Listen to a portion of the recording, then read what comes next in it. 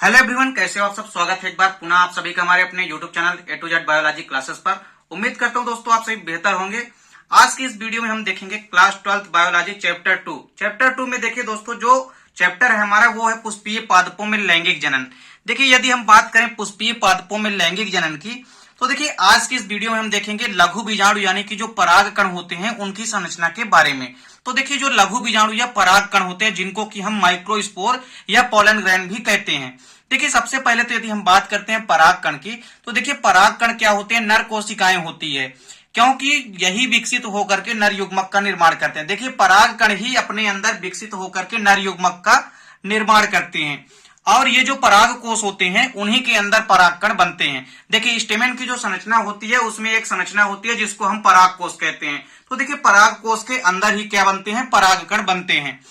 एक परिपक्व परागकण की यदि हम बात करते हैं दोस्तों, तो वह एक अगुणित संरचना होती है, यानी जो परागकण होते हैं यह हेप्लॉइड सेल होती है और यह एक यूनिसेलुलर होते हैं, यानी जो परागकण होती है यह एक कोशिकीय संरचना होती है और साथ ही साथ एक केंद्र की संरचना होती है। मतलब इस परागकण के अंदर केवल और केवल एक ही न्यूक्लियस या केंद्रक होता है।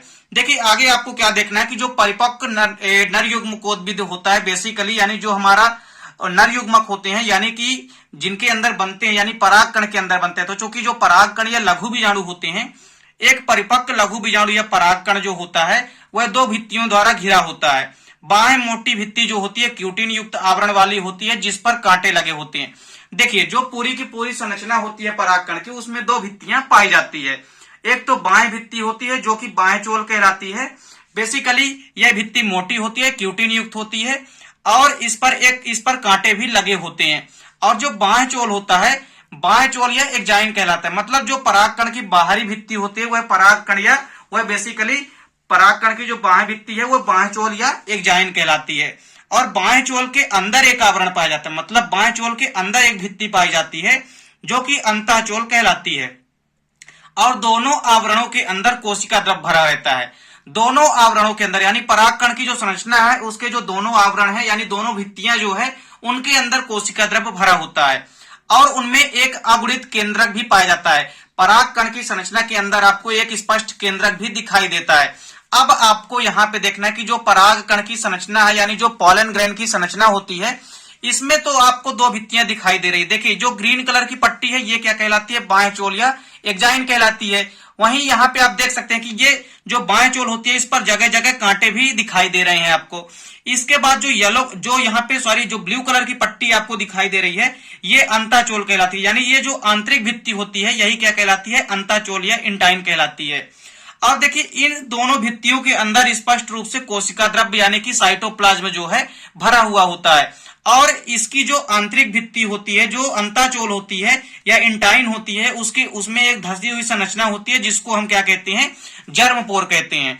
और इन केंद्रकों यदि हम बात करें, इनकी जो कोशिका द्रव्य है, कोशिका द्रव्य के अंदर स्पष्ट रूप से एक केंद्रक यानी कि न्यूक्लियस भी पाया जाता है।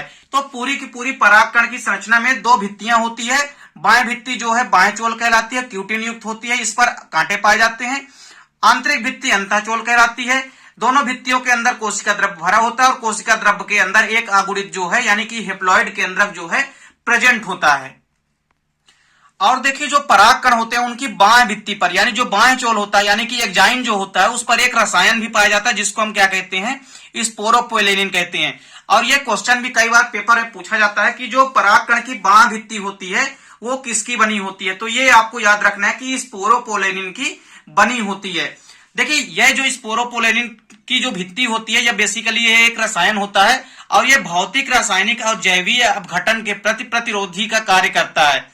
यानी मुख्य रूप से यह एक एंटीबायोटिक का या एंटीबॉडी की तरह कार्य करता है और इसी के कारण ही परागकण जो होते हैं जीवाश्म के रूप में भी परिरक्षित करके रखे जा सकते हैं। एक चीज और आपको ध्यान में रखनी है कि जो परागकण होते हैं उनकी स्टडी क्या कहलाती है, पेलिनोलॉजी कहलाती है। तो आपको यह भी याद रखना है कि परागकणों का अध्ययन क्या कहलाता है, पेलिनोलॉजी कहलाता है। दोस्तों वीडियो पसंद आई होगी। दोस्तों वीडियो पसंद आए तो लाइक और कमेंट जरूर कीजिएगा और यदि चैनल पे नए हैं तो चैनल को सब्सक्राइब अवश्य कर लें। मिलते हैं दोस्तों नेक्स्ट वीडियो में, तब तक के लिए जय हिंद, वंदे मातरम।